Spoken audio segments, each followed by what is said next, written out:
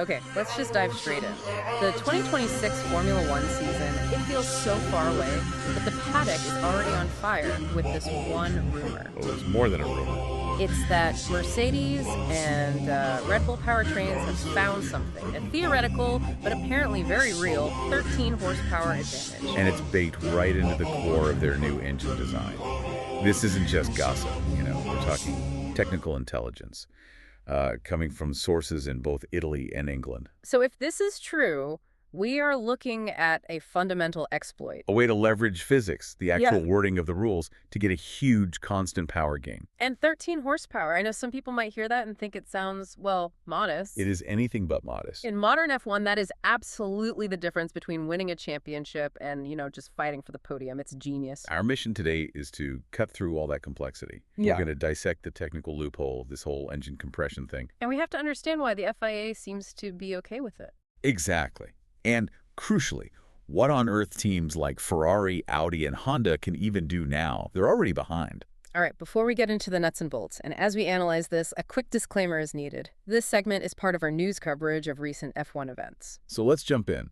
The technical core of this whole thing is the compression ratio. Right. The 2026 rulebook says very clearly a maximum compression ratio of 116:1. Which, just to be clear, means the air-fuel mixture is squeezed 116 times tighter than its original volume right before ignition. More squeeze, more power. Simple as that. And that's where the engineers have been so clever.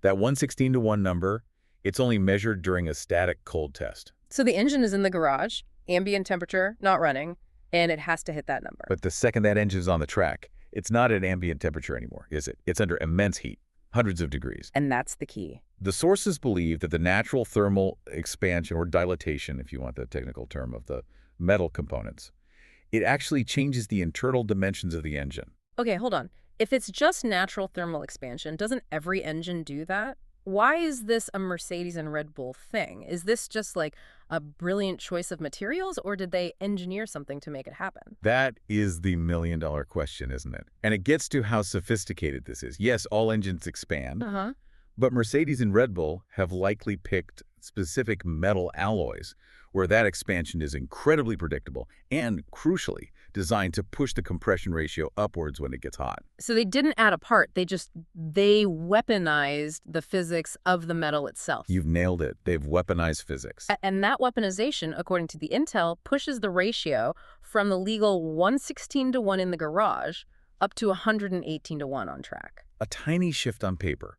But in the real world, that's a 13 horsepower advantage. This feels so familiar. This is the engine version of the Flexi Wings, isn't it? Absolutely. It's the exact same principle. Yeah. Explain that connection for everyone listening. Well, the Flexi Wings, whether it was McLaren or Red Bull, they'd pass the static load tests in the garage. You push on them, they're stiff enough, they're legal. Right. But at 300 kilometers an hour, the sheer aeroforce would bend them, flex them, and cut drag. So it's the same idea. Exactly. Pass the test when it's static and cold, then exploit a dynamic variable, in that case aero load, here it's heat, when you're actually on the track. So this is the big legal question.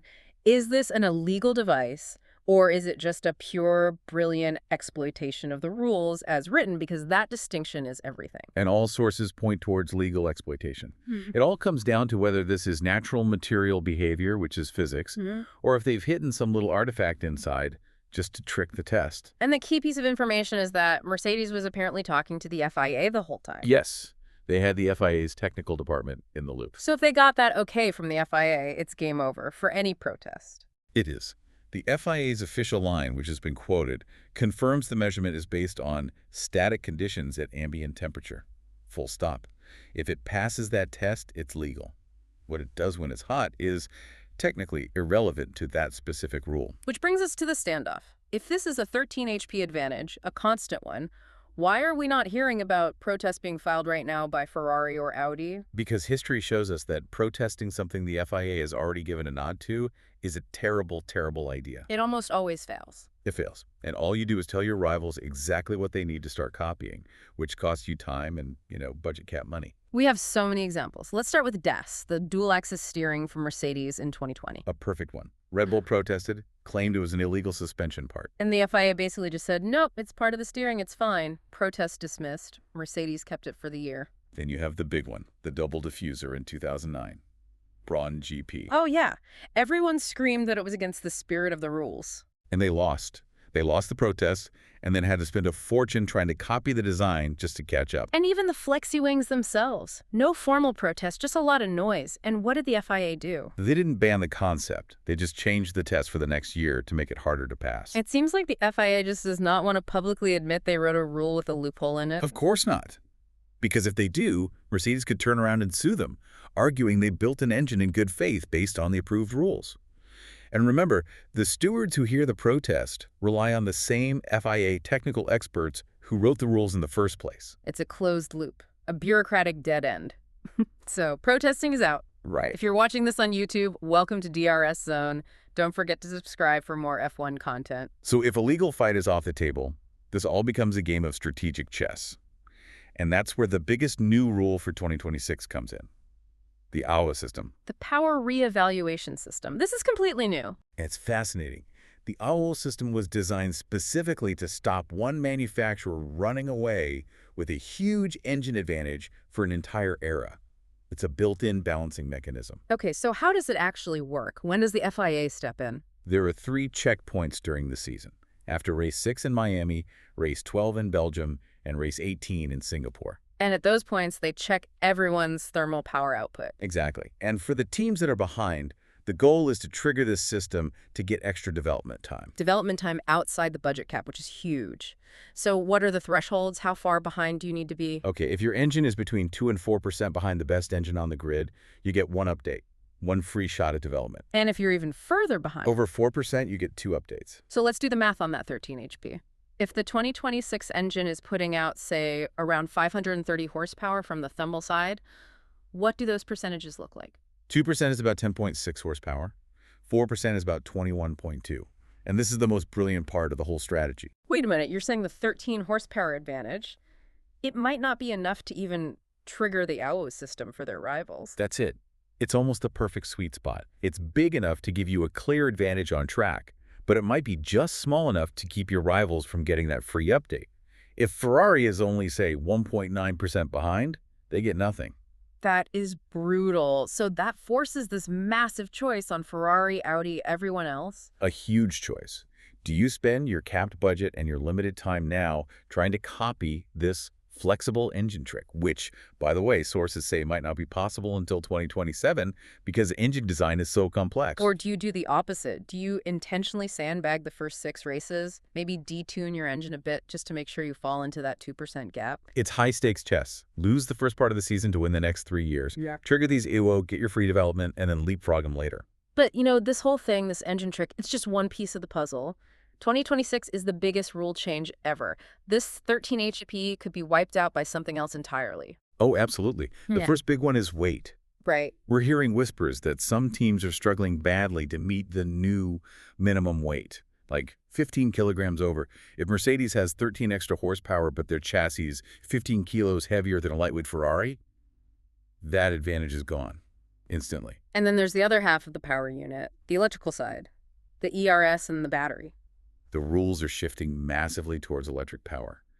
Mercedes might have nailed the constant thermal power, but what if Ferrari or Honda have a much better battery, better software, more efficient energy recovery? So the 13 HP from Mercedes is always on, but a rival could just erase that every time they hit the ERS deployment button. Exactly. They could have a massive electrical advantage that completely overshadows the thermal one. And we haven't even touched on the biggest unknown of all, the new synthetic fuels. It is the ultimate variable. Fuel chemistry is everything. Yeah. What if the Petronas synthetic fuel is just slightly less efficient than what Aramco or BP develops for a rival? Then Mercedes might need this 1:18:1 compression trick just to break even. Precisely. A better fuel could give a rival the same power at the legal 1:16:1 ratio. The whole advantage just gone. And the final wild card, the one that guarantees chaos. Active aerodynamics. Anytime you add moving parts to a car, you open the door for loopholes.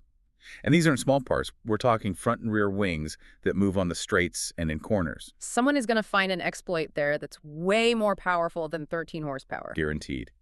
An aero trick could completely redefine the pecking order and make this whole engine story a footnote. So what does this all mean for you listening? I mean, the core tension is clear.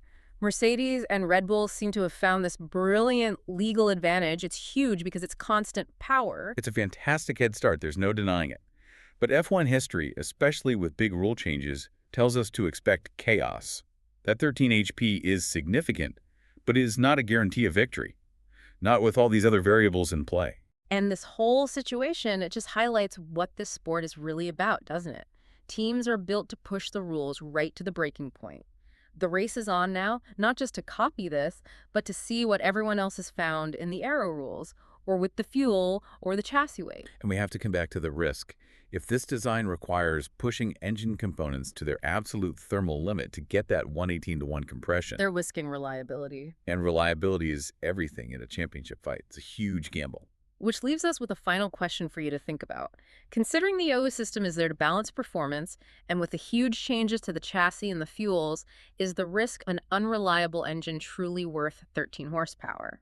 Or is this clever trick just masking a deficit Mercedes has somewhere else, like with their battery or their overall weight? A fascinating dynamic. We'll be watching it very closely as we get near to 2026. For more F1 analysis and all the technical deep dives, make sure you're following us everywhere.